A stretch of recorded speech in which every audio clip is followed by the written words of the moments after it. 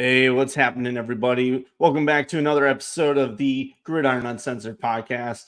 With it's just Trevor and myself tonight. Blake's taking a little step back, dealing with some stuff at the house, taking care of his personal life. So he's going to join us when he's able to. Might sneak in on some 7-on-7s, but the show goes on, and we'll drive on. And the last thing that we were going to do was finalize this 2023 season and going over the Big Ten and the rankings the grades that we gave for them.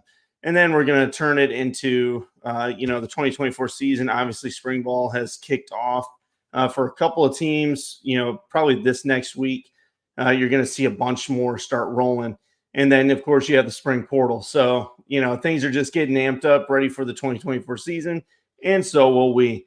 So, Trevor, let's get ahead and go into this finalized 2023 Big Ten grades. There's a lot of teams that were just like, mainly again from the West. It's how the Big Ten West is. Well, it's like SEC and Big Ten are very, very similar in a lot of ways. Yeah. In this way, in particular, very similar. Agreed. Big Ten East and then the SEC West were carried the conferences for so long. The SEC East did benefit from Georgia getting good. But now, hey, we don't have that problem. In the Big Ten, they're done with divisions. So it's going to be even more crazy going down the wire with the top two teams going to the Big Ten championship. So let's kick off. We've got Indiana first on list. And again, we go from worst to first. And so if we're talking about you first, your team is absolute ass. And that's putting it lightly. So, and I don't mind Indiana. I feel bad for them. So we're going with them first. Indiana, over-under was 4. Trevor, what you got on the old Hoosiers, buddy? Well, dude, I'll tell you what. All I can say is that it's like, I don't know. I don't know how else to say it other than it's an F. Like, I mean, I don't have the words to describe Indiana because they are a very frustrating team because I feel like there was a stretch, I think it was maybe the year after COVID, where I thought that Indiana was going to start putting things together because I thought their offense was doing pretty well. Yeah. I liked the way they were doing things. And then I don't know. This year it was just they missed the mark in almost every category. Really, they did. And honestly, obviously, at least since 2010, it felt somewhere in that area. It felt like they were always like on the verge of doing better than what they typically done. They were always a danger team, is what you call them. That team, like if you square up with them before a bye week or right after a bye week, you better watch out because they're going to upset you. They're going to take you down to the wire. This year was just it wasn't that. They're rebuilding. They've got Tom Allen's gone. I say they're rebuilding. How long can he rebuild? But now they have a chance after hiring JMU's staff and bringing some guys in from them. So 2024, maybe an uplook. I'll tell you what, that's an exciting time for Indiana because I think that's a huge gift for them. I think that dude has done pretty well with what he did at JMU, and I think he's going to be doing great things for Indiana going forward. Yeah, I'm excited to see the growth that they might have under him. Because Tom Allen just got stagnant pretty quickly too, and it's an F for them. They had the 99th offense, 85th defense.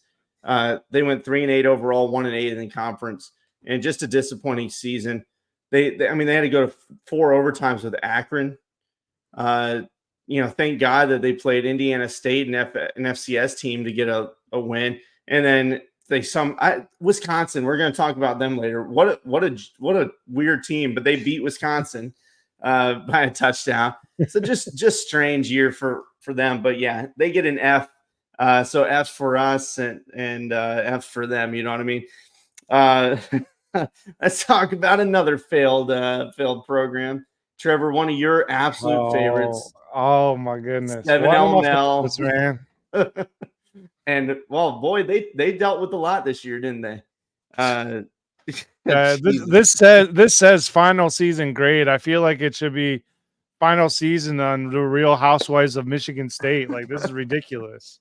Oh my I god. don't I'm glad, that there's some changes happening at Michigan State, but it's hard to say that anything about this season there was a good takeaway. I mean, the only good thing that happened this year was they got their head coach got fired for being a pervert. But, what, other than that, no big deal. Yeah. It's just Oh uh, man. Yeah.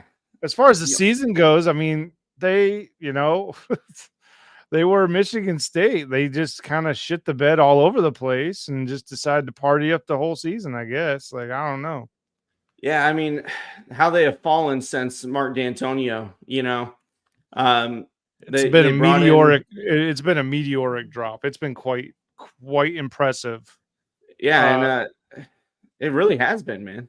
I, I, I Yeah, they're just one of those teams that they had a period. Now, if you're a state fan, you hear this, you'll not like it, but they got good when Michigan was down, mm-hmm, and they had absolutely. momentum. They did. Mark D'Antonio did all that great stuff of selling the whole chip on his shoulder, disrespect. They Yep, don't believe in us, and they rode that shit to some highs. they did. They And did. then, And really, D'Antonio was a very good ball coach, though, as well. Like, I yeah, mean, he did ride that emotional wave, but they were very fundamentally sound, those teams of yes, D'Antonio's. strong, Ridiculously yeah, so, that where they never really made a mistake, yeah, especially in the big games. They were not they played majority mistake-free football. Maybe if a turnover here, a turnover there, but as far as positionally sound and fundamentally sound, they were great tackling teams who were very rarely out of position. yeah. And now look at them. They've dropped off severely with Mel Tucker. Yep. Obviously he's been fired because of doing some sexual harassment. He sharp the sharp teacher, which is crazy, absolute madness. And again, they went 4-8 on season, 2-7 in the conference, but they had an over under 4.5. They had the 125th ranked offense, one of the worst in the country. 76 defense, so not much better there. I mean, they were able to salvage some wins against Indiana and Nebraska, but they were eviscerated by every single Big Three team in the Big Ten.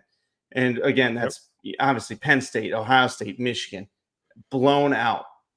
And honestly, Ohio State was the only one to give up a field goal to them. So, what's that say about the Buckeyes, boys? I don't know. But yeah, it's an F for Michigan State. I think that they did hire a really good coach to maybe rebuild a culture. I know wins and losses, it's not necessarily there for the Oregon State program, but he built a culture, and I think that's what Michigan State needs moving forward. Trevor, I anything else on them? No, I just think that it was actually a really good get. I feel like it's a very underrated hire for a Michigan State program that really needed a good, solid character of a head coach Yeah. coming in to kind of revert things back to the way they were before the madness. Yeah, no more nasty phone conversations and assaulting people in a tunnel Please, for just the love of because they God. ran past you. Culture speaks large, and we'll see what happens with the new regime there Mhm. in East Lansing. Next one up is Purdue, and Purdue is one that I've always liked. Purdue, they're the spoiler makers, baby. That's Mhm. what they are. And obviously they lost their coach to Louisville. They lost players. It's going to be a rebuild season. So I Yes. hate giving them an F. I mean, I did, but I hate doing it. They did beat Virginia Tech early, which Virginia Tech finally got the gears going later. But early in the season, they were a mess. They beat a funky, weird Illinois team in Minnesota late. Indiana, again, the bottom feeder, they beat them. So they went 4-8. They were under on the over under. That was projected to be a 5. They finished 70th on offense, 67th on defense. What do you think about Purdue and their season?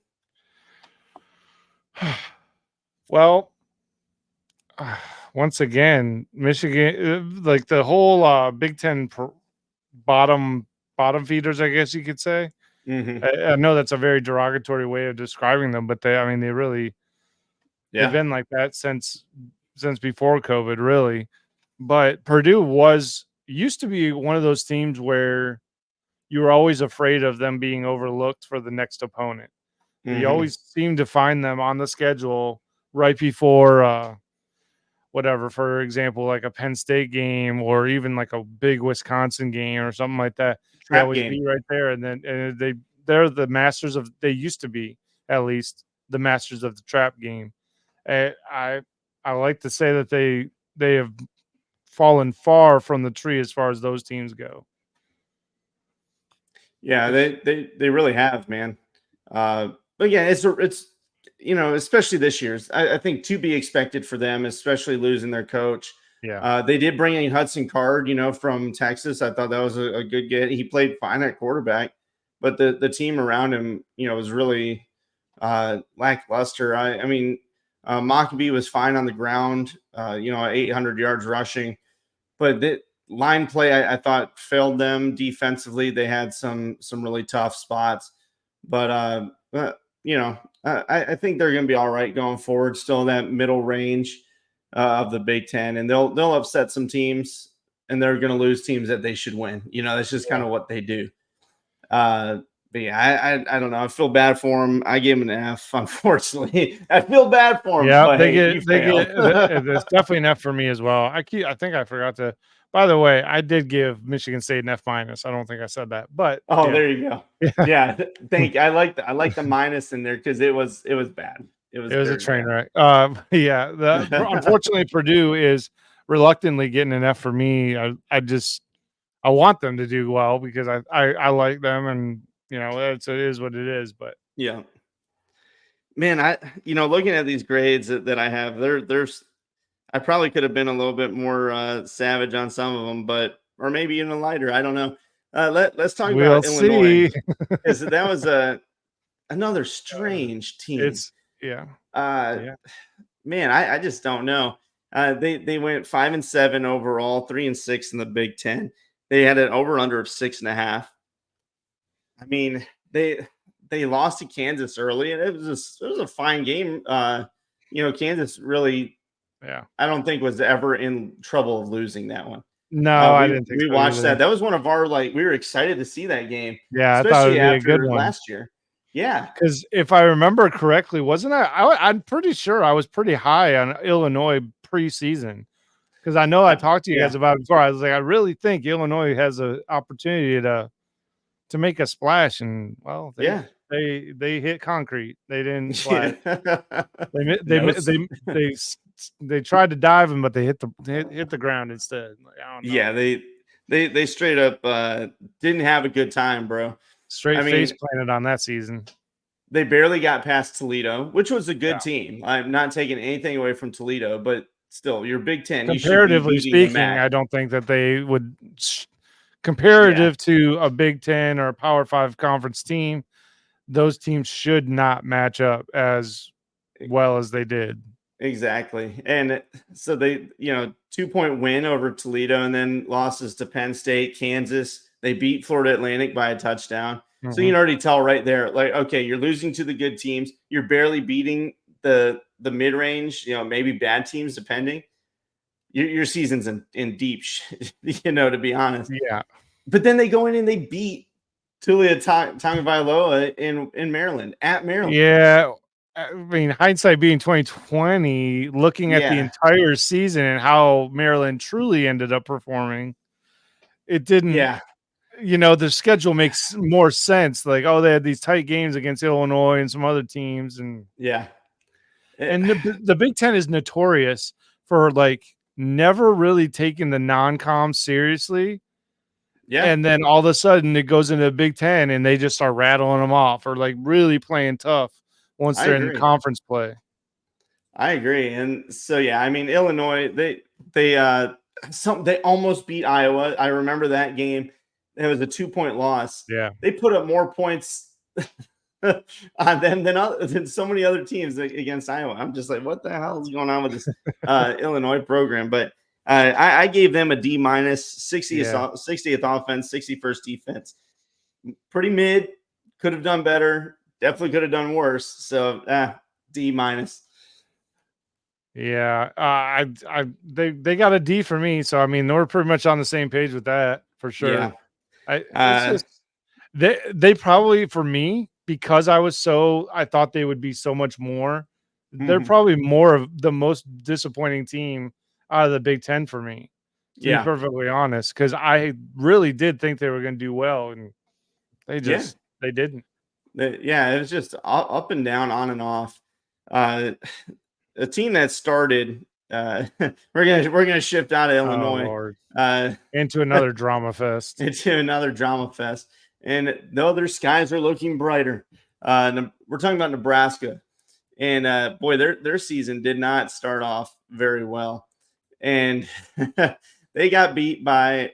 At the time, everybody's like, "Oh man, Colorado! Look at Colorado! They just beat Nebraska." Well, it was Nebraska, okay, and Sims at quarterback was an atrocity. I mean, watching that was horrific. It was terrible, horrific. Oh my God. Holy shit, that was bad. Oh my God. So yeah, Nebraska 5-7 overall, 3-6 in the Big Ten. Buddy, what you want to talk about them? Well, I finished laughing. My brain hurts thinking about Nebraska. Mainly, well, like Nebraska is so weird to me, right? So, in all things considered equal, you would think that a program like Nebraska, which really has no other, like, I mean, you can't even compare anything else to the dang anywhere else in the state. And I feel like Nebraska just keeps missing on all these recruits that they bring in and everything like that. It's just something isn't there. And I don't know if it's the coaching. I don't know if it's the atmosphere because it's in Cornhuskerville. I don't know. Someville. I don't know. Anyway, that's probably not it. But anyway, I digress. But Nebraska. Oh my God, Nebraska. It brings it out of me. But there's no reason that an NFL coach that comes down to play, that coaches it, there's no reason that he can't pull together recruits. And they must not. The only thing I can say is that the recruiters just are they're missing the mark with some of these kids. I don't know. Now I'll say, I know it's Matt Rule's first year. They were able to flip Raiola, which is, I think they that's definitely used the connection, the Huskerville connection to get him back onto their turf or whatever. But yeah, it's just, they brought in Sims from Georgia Tech, on the transfer portal. So, I mean, they're utilizing things to try and help. So I commend them at least for that. And that's why I'm hoping that means that the administration's all in on the football program, because that's great. That will be great for Nebraska fans if that is indeed true, that they are just kind of going all in, trying to figure out how to navigate all this. They're hungry for that. I mean, they're a hell of a fan base. These people show out at everything. Volleyball, baseball, softball, any sporting event, these people show out. And they're huge online. So I think Nebraska's doing the right thing, going out and getting Rule, utilizing the portal. But I mean, this season it's tough. Again, it's a first year for a coach. And again, Jeff Sims early, Minnesota, they lost to Minnesota on the last minute drive by Kaliak Manis. Colorado beat them. Just again, horrible quarterbacking by Sims. Michigan smoked them. They got beat by Sparty, though, like a horrible Spartan team, and they lost. And then again, by 3 points. Nebraska is the king of one-score losses. It is insane. I can't remember the exact stat, but over the last 6-7 years, they've got I think it's 20 freaking one-score losses. It's insanity. Again, Maryland by one score, Wisconsin by one score in overtime, by Iowa, one score. Iowa that's had zero offense. I don't know. It's frustrating for me, and I'm not even a fan of them, so I can't even imagine how they feel in the Oh state of man. Nebraska. But yeah, I gave them a D plus for effort. Um, they did beat Northwestern, which was a good team when it all came down to the end. Yeah. So yeah, I gave them a D plus. And I gave him a D for sure. It's just Yeah. they definitely missed Matt Rule missed like I feel like there's a lot of things he can't coach, and that's a lot of that team. Yeah, I'm You can't interested to coach see. talent. You can't coach talent into kids. So I mean, either they got it or they don't. Yeah, and we'll see how they do going into 2024 season, and if Rayola is going to be day one coming in. I think he is. Uh, I just don't see anything else on their roster that's gonna. yeah, I mean, assuming he isn't a dud and maybe he doesn't pick up the playbook, because the one thing that I have heard and what I have read about rules playbooks is that they are NFL complicated. So yeah, it takes a special kind of quarterback to be able to navigate that kind of complicated playbook, because most playbooks in college football are fairly rudimentary and fairly not as complicated. yeah, Not all of them. Don't get me wrong. There are some programs that have very complicated playbooks, or at least the coordinators utilize a very complicated playbook. yeah, But that's the only knock that I'll have, and that's probably why he needs like a kid like Rayola that has a dad that was in the NFL, has a dad that can kind of coach him up on how playbooks are done and everything like that, and maybe help yeah, his son along with learning a playbook. And maybe, I don't know, a lot of yeah. speculative stuff on my end, but I'm just Sure. it's hopeful for Nebraska, and I really like it. Yeah, I think they do certainly have hope moving forward. Unlike some other teams, Minnesota, they're kind of in between for me on their future, Yeah. short term. But hey, they finished over under of 7. They hit 6 wins. They did go to a bowl game. The 122nd ranked offense, though, man, just dreadful. 54 defense, and you notice that a lot in the Big Ten. And again, it's pace of play that they do. It's a lot of running. It's just what the Big Ten is. Yeah. Uh, but you'll notice a lot of bad offensive, and then solid defensive numbers. So it's just kind of how they play, and it all feeds into that. But Yeah. they did, again, 6-7 overall, 3-6 in the conference. What do you think about Old Mini? The Golden Gophers actually kind of did better than I thought they would. Yeah, I mean, and I don't know, man. With them, I gave them a D plus, but I feel like with how low my expectation was for Minnesota, they kind of exceeded it in a way. mm-hmm. I don't know, man. I'm with you. Like, because it's weird for me to say it, but having them go like, I don't know, 6-7 overall record, which is really good for a Minnesota team that wasn't expected to do to get to a bowl record, at least a bowl eligible record. And I think that's commendable that they actually made it there. Yeah. So 3-6 in conference, that's not bad, I guess, considering that's on par with all of the other bottoms of the west side of the, on their side of the Yeah. bracket of the Big Ten. So I mean, they're pretty much on par with the rest of that particular Yeah. division of the Big Ten.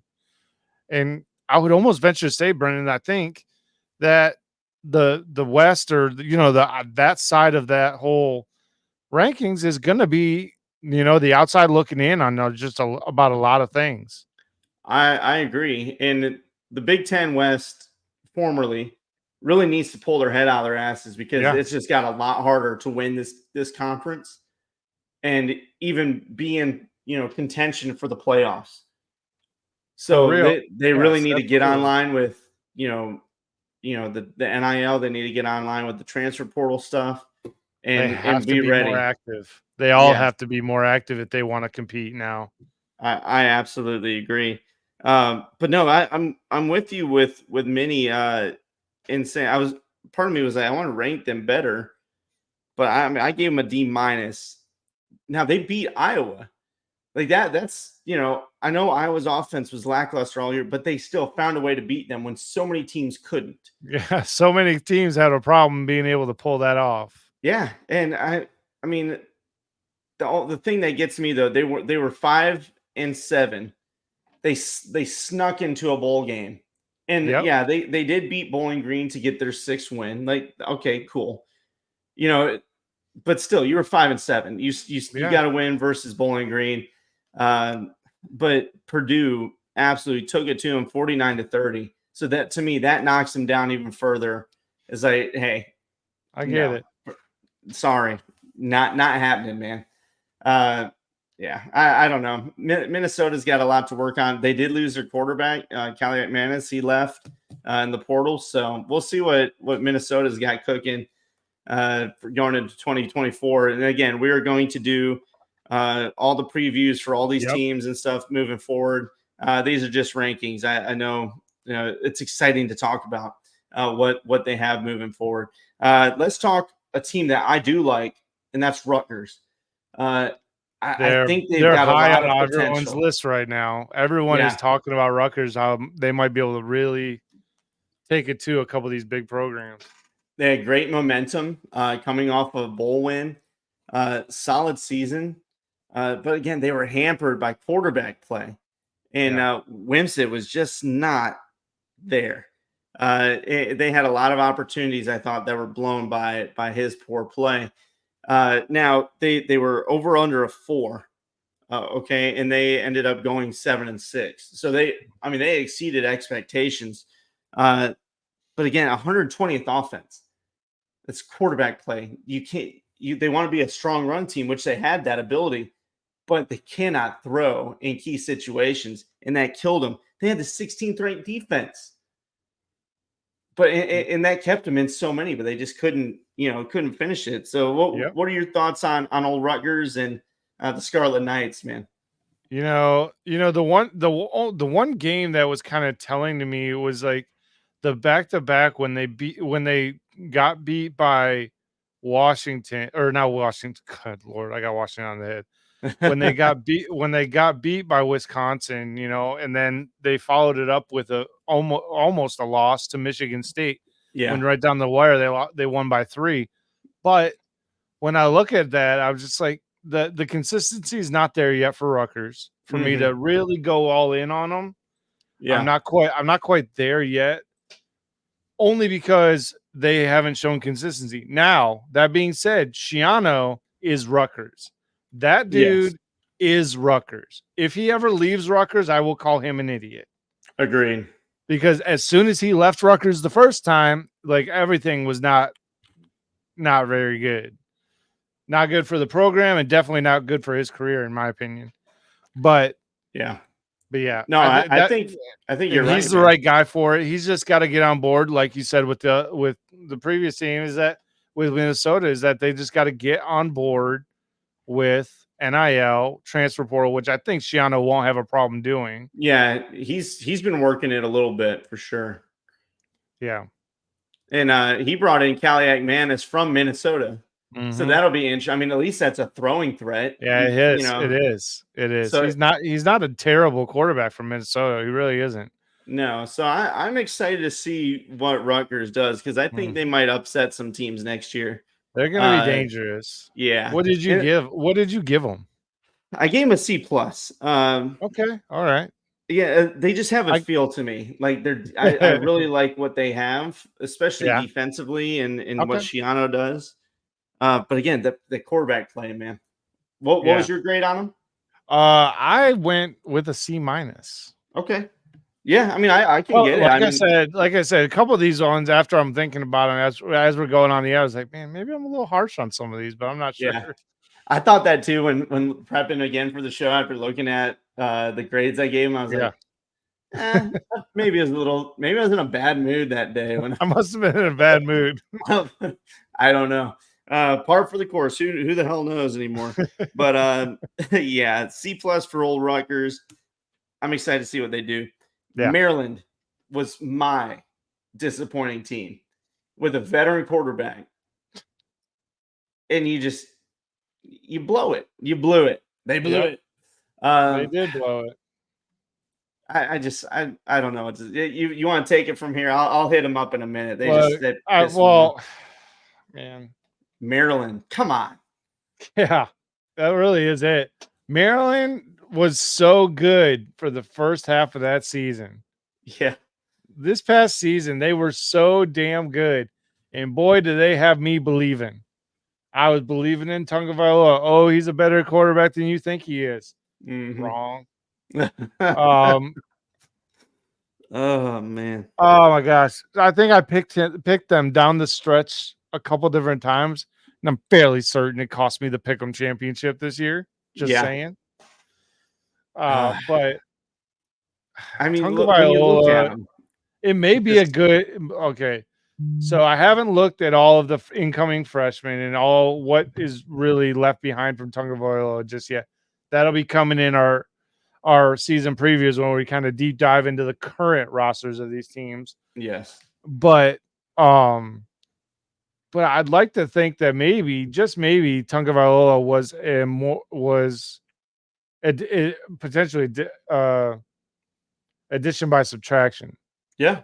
And maybe just giving another guy an opportunity, and you never know, it might set it off. But um, I don't know. I thought Tagovailoa was a good enough quarterback to get it done. I just He once had again, moments. this lower half of the Big Ten is just the talent disparity is getting closer, but it's still not there yet.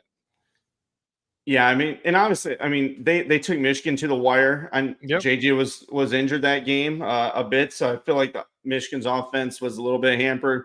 They also had the Harbaugh suspensions, but I like Maryland. I think Loxley's got him in a really good spot to be that that danger team, and maybe take them to a further level. But yeah, Tagovailoa, he had moments where he was really good, and then moments where he was really bad. Like he was always due for an interception somewhere. Yep. He would always try to force it, and 100%.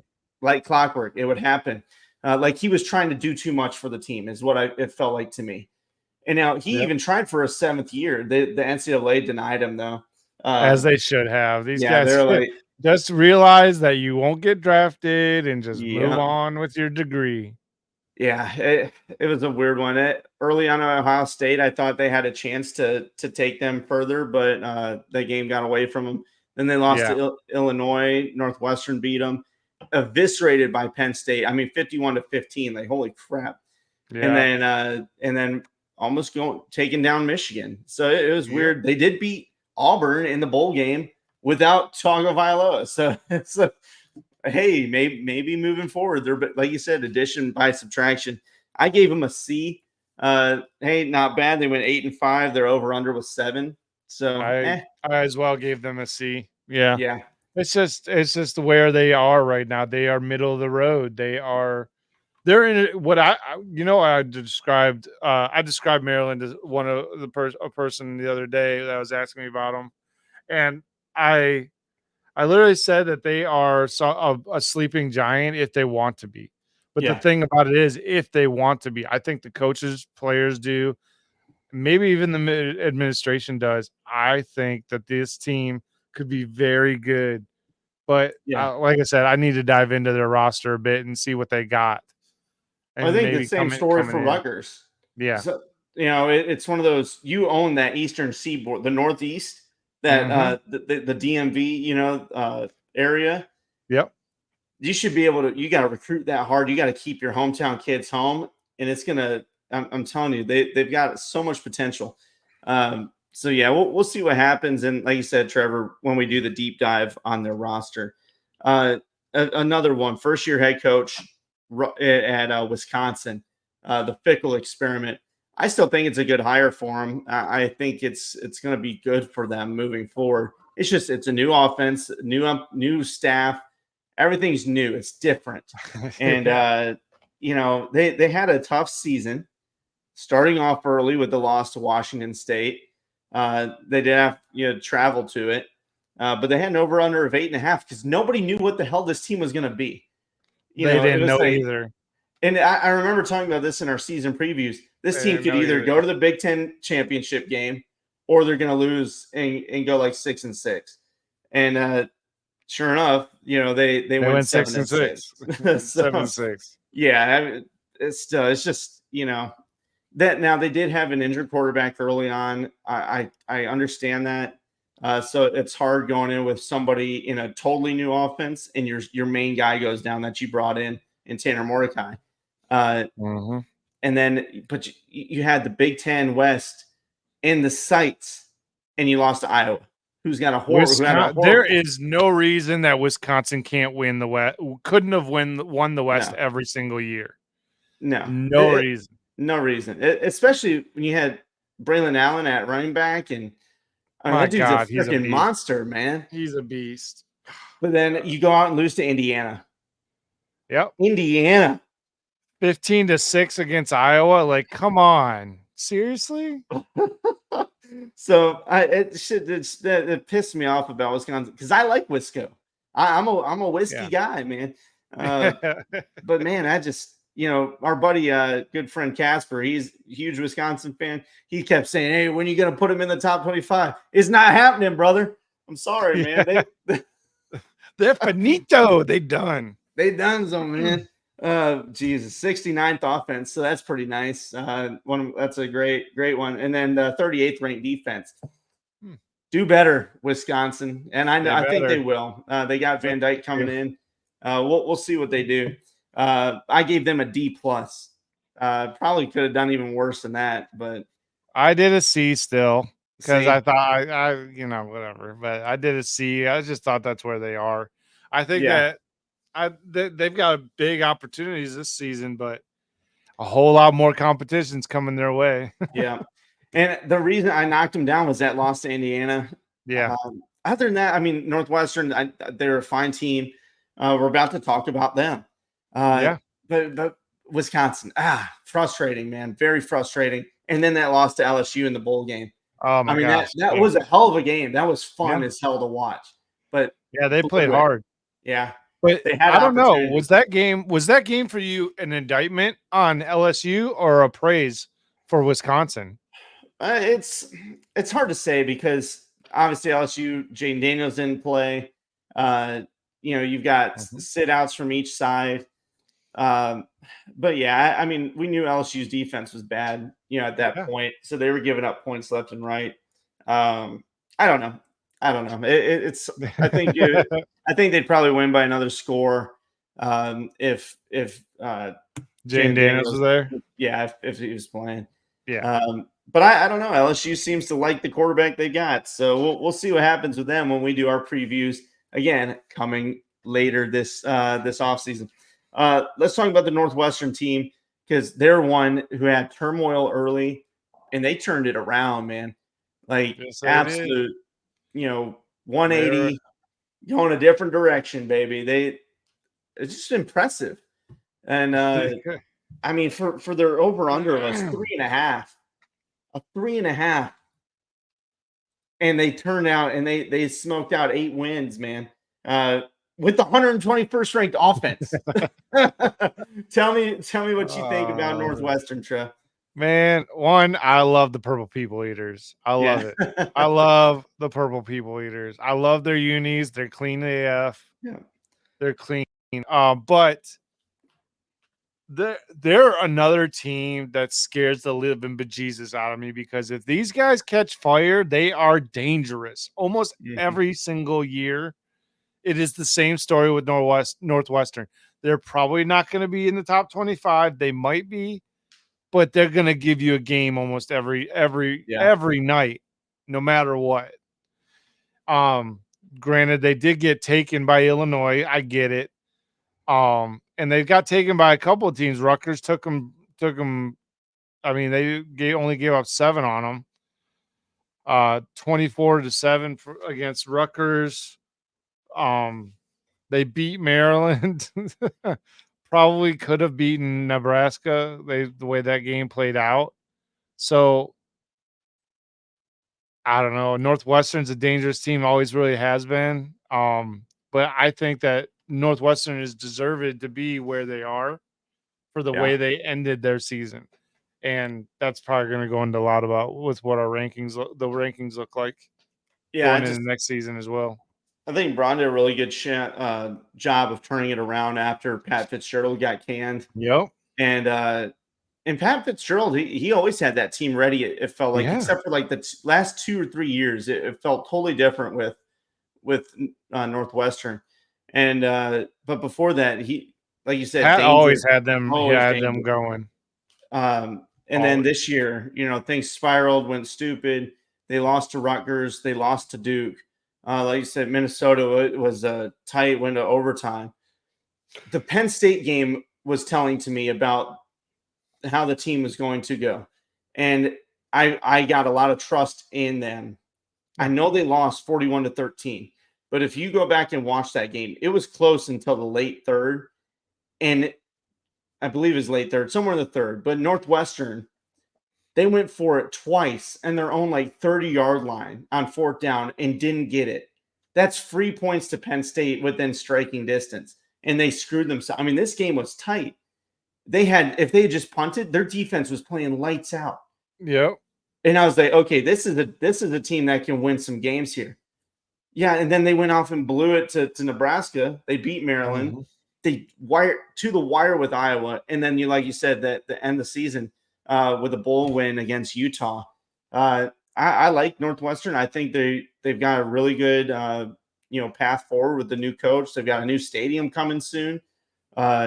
It's an exciting time for them, I think. But I gave them a B- based on the year. I mean, not much better you can do except beating Nebraska, and maybe squeezing it out against Penn State instead of screwing yourselves. But I don't know. What'd you give them? Apparently, I gave them a C. I don't remember giving them a C, but I guess I gave them a C. I feel like after this conversation, a C grade doesn't quite explain my comments I just did a few seconds ago. Maybe I wrote it down wrong. I might have. No. Well, if you wrote it down wrong, I definitely wrote it down wrong.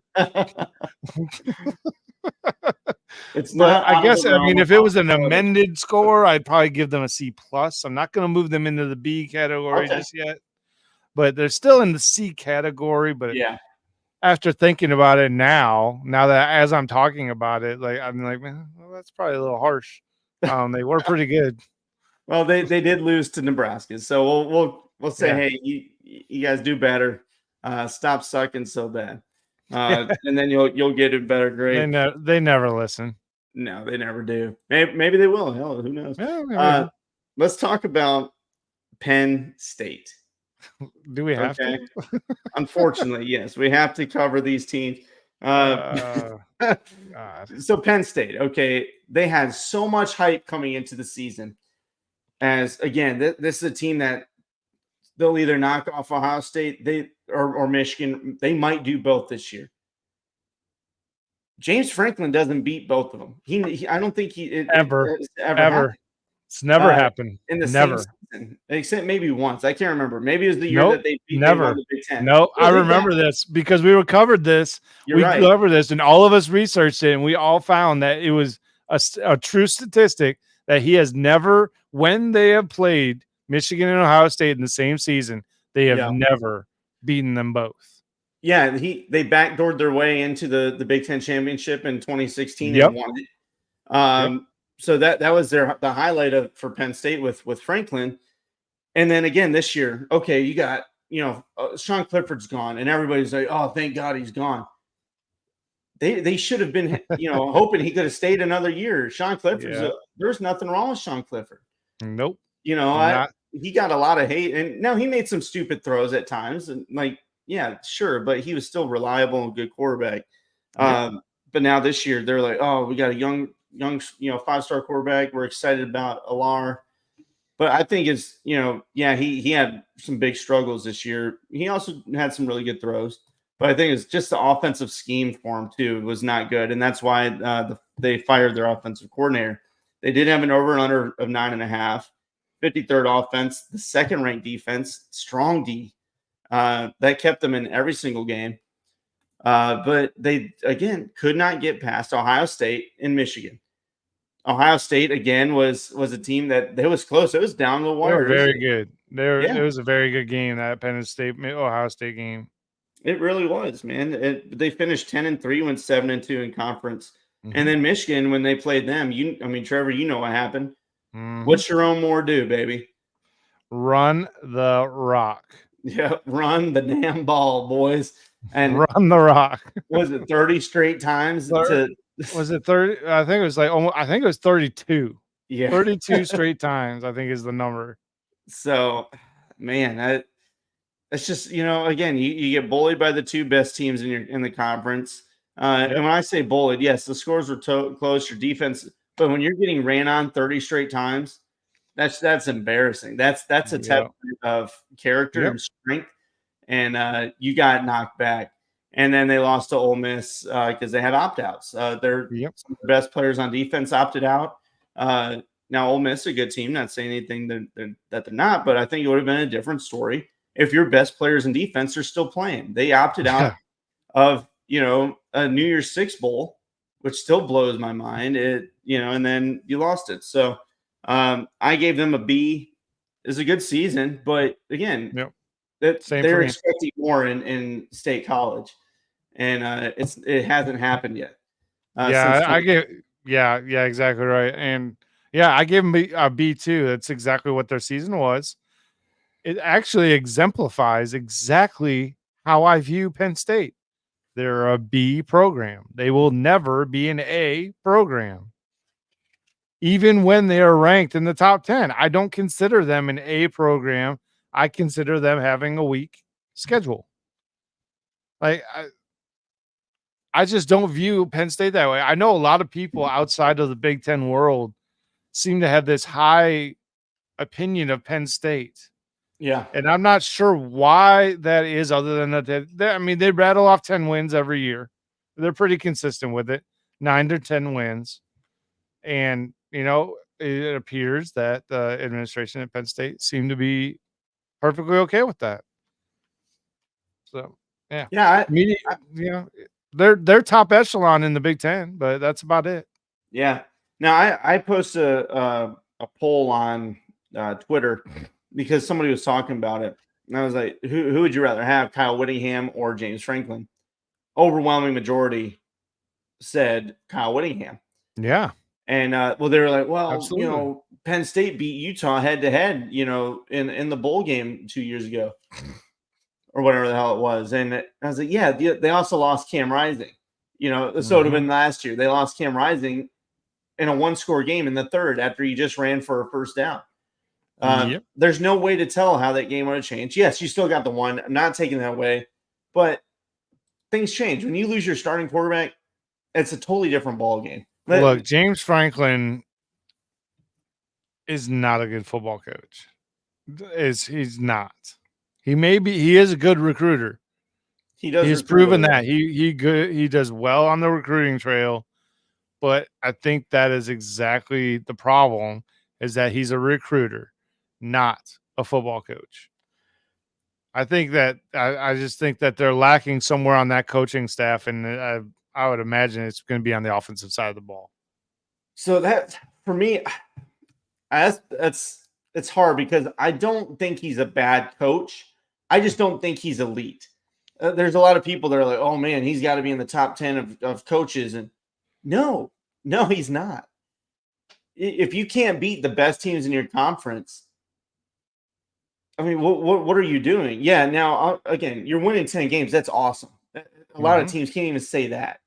But to me, it's a Bo Pelini thing, and I fear that if they fired him, it would be like a Nebraska situation.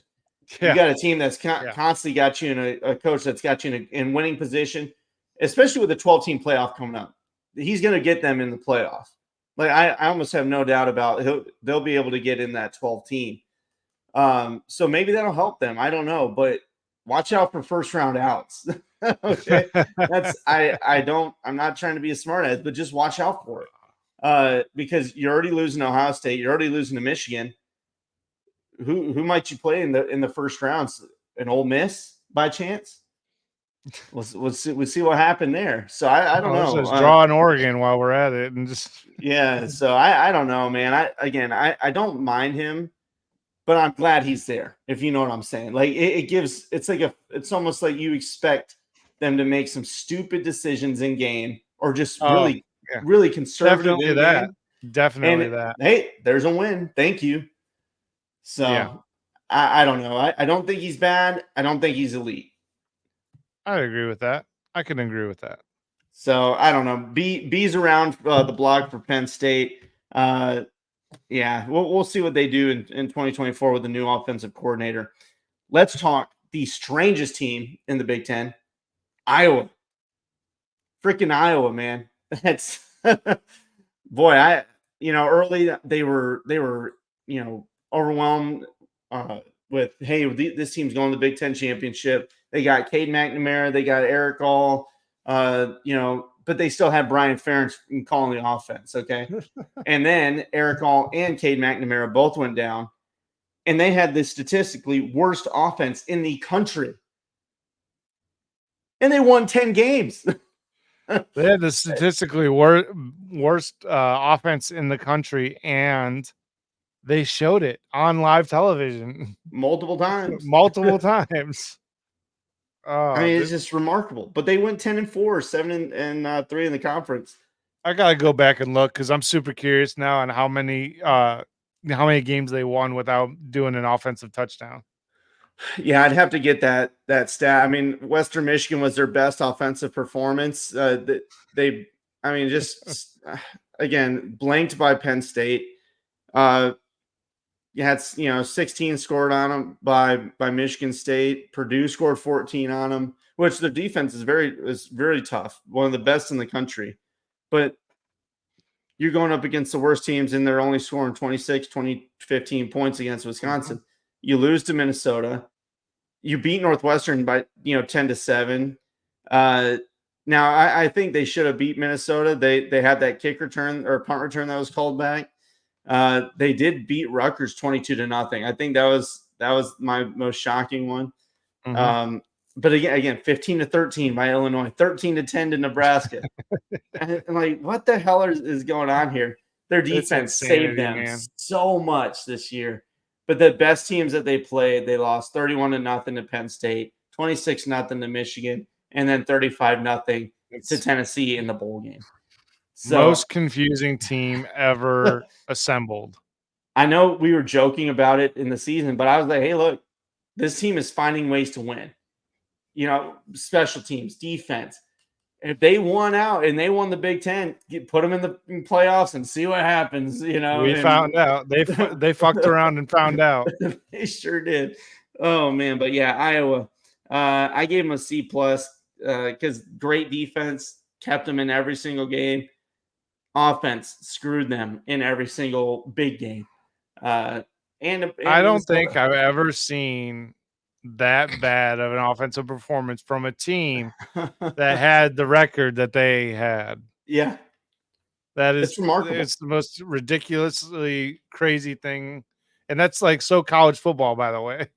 You're never going to see that in the NFL or anywhere else. If the offense is bad, usually the team's pretty bad. Yeah, it just remarkable from them. I don't know what else to say other than remarkable. Let's get out of Iowa because that just makes me feel weird.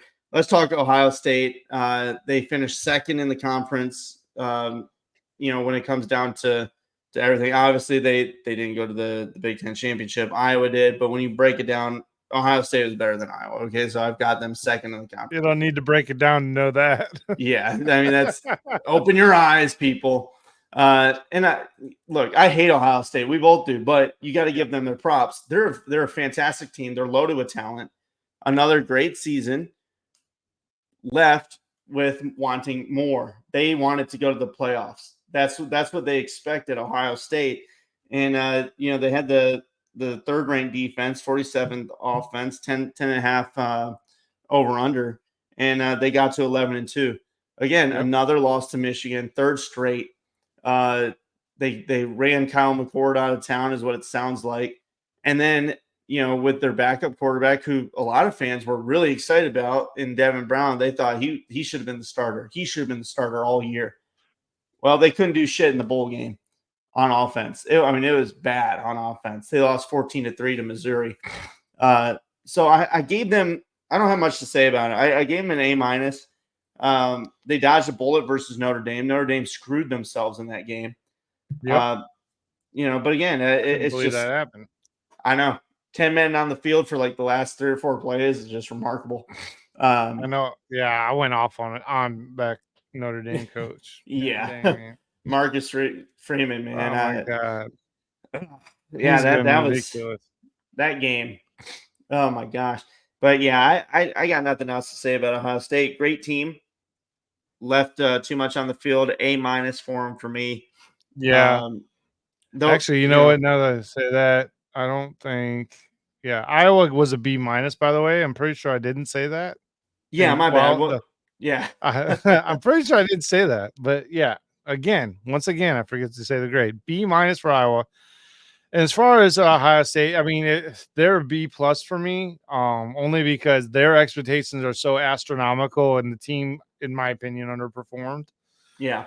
So like that's where I look at this from that lens, I guess you could say. And Ohio State, man, I'll tell you what, they're a juggernaut, and it takes an idiot to lose at Ohio State. And that's what they got. They got a pretty good idiot that knows how to lose at Ohio State. So I'm fairly certain. Ryan. Yeah, Crying Ryan is definitely on the chopping block this year because of what they've done in the offseason. But if he don't win, he's in trouble. But Ohio State, I don't know. Trayvon Henderson, like, I thought he should have had a better year than what he did. I mean, he was good. He was really good. Don't get me wrong. But Ohio State just didn't adjust to their, like, I felt like the offense that I watched Ohio State run was like if they had Braxton Miller back there, or CJ Stroud was still there. Yeah. Where they're putting too much pressure on their quarterback, McCord at the time. And I felt like that they should have been leaning towards Trayvon Henderson and trying to become more ground and pound to set the pass up and open it up. But I think they were just too tunnel vision with trying to get Marvin Harrison involved in any way possible they can. And the only way to really do that is to start throwing the ball 40, 50 times a game. Yeah. And I don't think that their personnel last year warranted that kind of style of play. That I thought that they should have taken a, wide angle lens to their offense and just like, this isn't going to work. And they probably should have realized it before the Michigan game, because I think anyone with a pulse could realize what and why Michigan had made that transition to that ground and pound in your face stuff. It was specifically it was designed to stop offenses like Ohio State's, or their high flying offenses with the top talents on the outside, things like that. But yeah, that's why I think I gave Ohio State a B+, is mostly because the most unaware coaching staff in college football probably is at Ohio State. Yeah, I don't know. I'm not a big fan of Ryan Day myself. Again, I know that everybody jokes about the third base comments, but Harbaugh said that for a reason. And they're loaded with talent. They've got everything in the world. And now they're still winning shit ton of games. Like, I'm not saying anything about them. They're a great team. But I agree with what you were saying about that. I think they're trying too hard, to get, what they want. And again, you got to lean on that run game. I know it's silly, but it's the Big Ten. You build teams, you run the game, and if you can melt clock, you're going to win these games. And that's what Michigan's done to in the last 3 years. Ohio State, it doesn't seem to be. It's not going to change. Actually, ironically enough, I mean, not to get too deep into this and fall into a rabbit hole, but I mean, like, that's basically what Ohio State seems to be doing. banking out of offensive linemen. They got a second running back. Yeah. Like, seriously, they're literally trying to follow the mold that Jim Harbaugh just did at Michigan by getting a two-headed snake at a running back, get a very slightly more athletic quarterback. And I mean, they already got the wide receivers in Ohio State, whether you like it or not. They're wide receiver you. Yeah, I mean They really are. And so that's where I look at it, is I just think that with everything's going on, they've realized that they made a mistake last year, I think, and they're adjusting fire now. Yeah, it's going to be interesting to see, but they should be a heavy run team, in my opinion, moving into next year, and a quarterback run too, like you alluded to. Yeah. We'll see what they do, and especially after we do our lock-ins there for 2024. Ohio State's already doing spring ball right now, so we'll see what they do. When we get our breakdowns in. So let's go ahead and finish off with the Big Ten here. Michigan's the final team. Over under of 10.5. They have the 67th ranked offense, the first ranked defense, 15-0, total 12-0 in conference, or 13-0 in conference play, excuse me. Really not a lot to say about Michigan on the schedule side. They went and did everything they needed to do in the regular season. Now they had turmoil all year. Everybody that follows college football knows that. But they overcame, and to me that was the most impressive thing, was they overcame all that adversity. Like, a couple hours right before Penn State too, at the end of it on the flight. I thought that's flight. what happened. Yeah, they didn't even tell them. The Big Ten was out to get them, and they found out on the tarmac, like, hey, buddy, you're by suspended. the way. So outside of all the suspensions and all that, the Burger Gate and all this other BS, they went out and they won the national championship. The story of the year, though, again, is overcoming the odds with Sharon Moore, and then beating Iowa in the Big Ten championship, beating Ohio State again, going in the Rose Bowl. I mean, the whole thing. Trevor, let's hear your thoughts on this Michigan season. I'm getting chills. I'm getting chills, man. I'm getting chills. The Rose Bowl thing was I don't know. Okay, so all right. So if any of you don't know, those of you that are just listening for the first time, me and Brendan are Michigan fans. Look at the shirt. In case you weren't aware.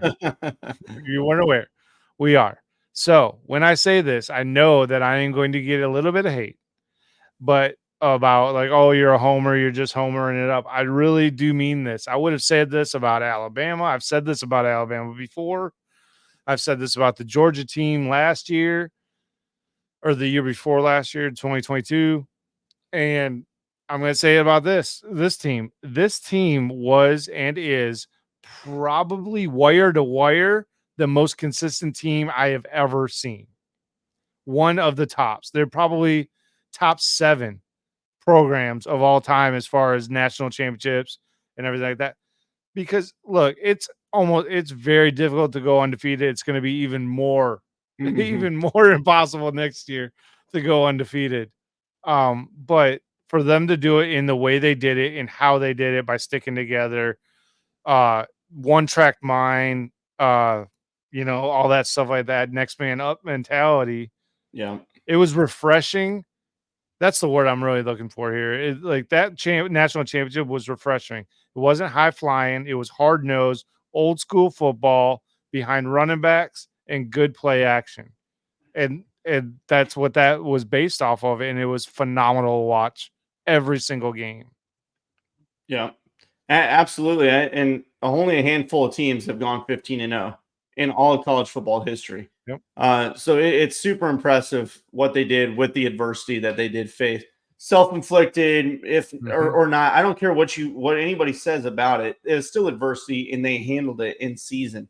I know the Washington game was the national championship game, but a gentleman on Twitter, LG Hale is his handle. I think he specified it really, really in an awesome manner. Was the Alabama game was like the national championship. It was at the pinnacle, at the Rose Bowl against, the Tide, and Nick Saban and everything that comes with that, the scenery. Can Michigan get over the hump? They've lost the last two. Everybody, that game was so tight, so crazy. It felt like the Olympics in the 80s when USA beat Russia. That wasn't the gold medal game. The rushing of the field, like when the USA ran out or skated on the ice, all of them throwing their gloves in the air and all that stuff like that. So that was what he alluded to. Was the Alabama game was like that. It wasn't the gold medal game, but that's the one that everybody remembers from the season. And then the Washington game was the one that the USA won the gold medal. A couple days later. But still, I thought that was a really good, example. But either way, you beat Ohio State again. You beat Iowa, and win a third straight Big Ten championship game, win the Rose Bowl, and win the national championship. Nothing else to say about it. A+ season. I've only gave out one A+ because to me that's for the national champion. I would do that on any other rankings. I like Trevor said, I know we're Michigan fans. But we're going to keep it real with them. Every single team. And I've said this to anybody that said, oh, don't be a homer. I'm not. I'm just telling you how I feel about any of these teams. And if this was Alabama win the title, if this was Ohio State win the title, I would say the exact same thing. Maybe not in the manner in which it was won. Yeah. In the manner in which it was won. So, mine's an A+ too, and I'm only going to give it to one team will ever get the A+, and it's just one, if you're able to go undefeated. Mm-hmm. Two, you win the national title.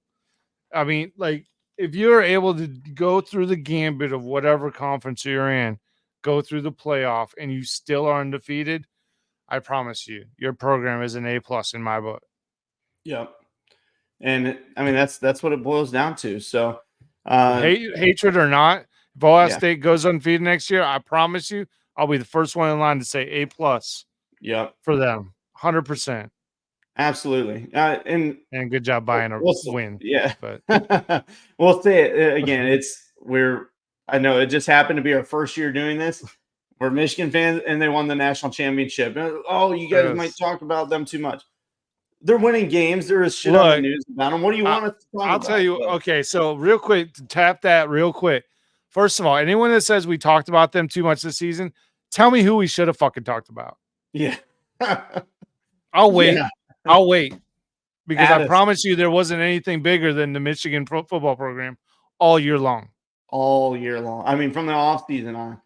So. Oh, wait. Sorry. There was like a week where we cared about college students gambling on the games that they were playing, but that went away quickly. That makes sense. Yeah. So either way, just continue following us. And then next season, you'll see. And, we're fair but honest. And yes, we are a little biased. We like our team, but we're going to keep it real with everybody else too. Okay. And you'll be the first to know, like when Michigan's doing bad, I'll say it. I'll hate on my team really quickly. Yeah. I'm not a blow smoke type guy either. So we'll see what happens in 2024 and who we get to crap on and who we get to praise. But yeah, guys, that's it on 2023 season. It's a wrap. It's done. We've got big stuff coming up with the 2024 previews on all the Power 4 conferences now, and then the group of 5. We're going to talk about the best teams in the group of 5. We're not going to hit on every team. We're only 2 people. Some people do it. We just don't have the damn time right now.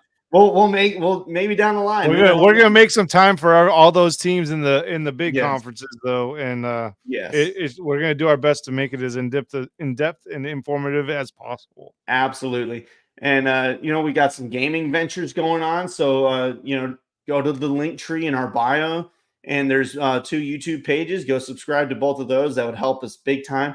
It's easy to follow, easy to click. You should not have any issues. Unless you're totally technically challenged, let me know and I'll escort you to the link. PM us and we'll send you links and it'll just take you right there. But yeah, we appreciate you guys again listening. It's been a great year, awesome first season. I'm really excited for the 2024 previews. Trevor, you got anything before we call it a night on the 2023 season? No, I'm ready to get 2024 started. It'll be an exciting year with the college football video game coming out and everything like that. Yes.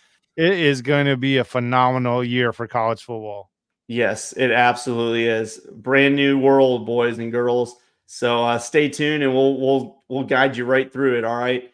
So again, go subscribe, do all that good stuff, share, and yeah, comment too. We like to talk about it. So just holler at us. We'll catch you guys later. Have a good one. Take it easy.